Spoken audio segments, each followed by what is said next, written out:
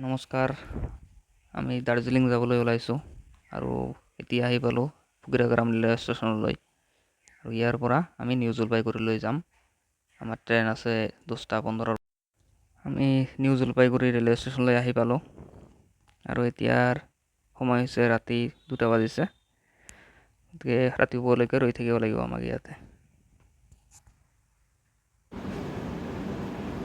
এতিয়া আমি আছোঁ নিউ জলপাইগুৰি প্লেটফৰ্মত আৰু এতিয়া টাইম হৈছে 3:44 আৰু ৰাহুলে শুই আছে। May I have your attention please? 1-5 এতিয়া আমি শিলিগুৰি বাছ ষ্টেচনলৈ যাম আৰু তাৰ পৰা বাছ নাইবা শ্বেয়াৰিং টেক্সি লৈ আমি দাৰ্জিলিঙলৈ যাম।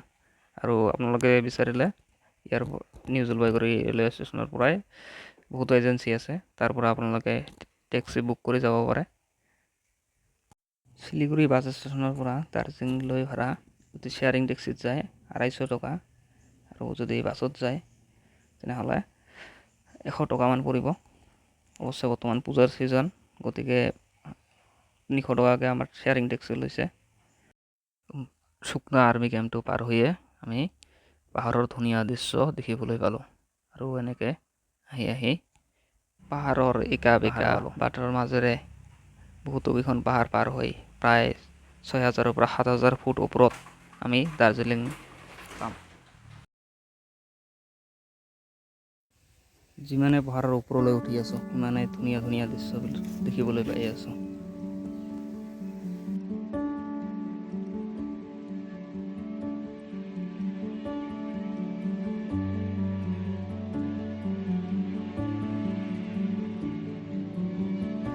আকাশৰ ওপৰত উঠি আছোঁ যেন লাগি আছে আৰু তলৰ ফালে ইমান ধুনীয়া দৃশ্য।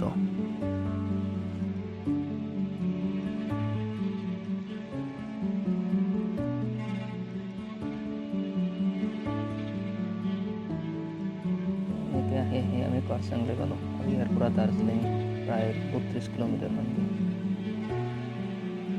শিলিগুৰি বাছ ষ্টেণ্ডৰ পৰা দাৰ্জিলিংলৈ আহোঁতে প্ৰায় 3 ঘণ্টামান লাগি যায়। কেতিয়াবা ট্ৰাফিক জাম থাকিলে অলপ বেছিও লাগে। আৰু এইটো কাৰ্চাঙৰ টয় ট্ৰেইন ষ্টেচন আৰু ইয়াৰ পৰা টয় ট্ৰেইনেৰে দাৰ্জিলিং লৈ যায়। টয় ট্ৰেইনৰ লাইন। ভাই क्या नजारा है, दिल खुश हो गया। বেলেগ এখন দুনিয়া যেন লাগে। ইফালে পাহাৰ, গছ-গছনি, শান্ত পৰিৱেশ, ইমান ধুনীয়া।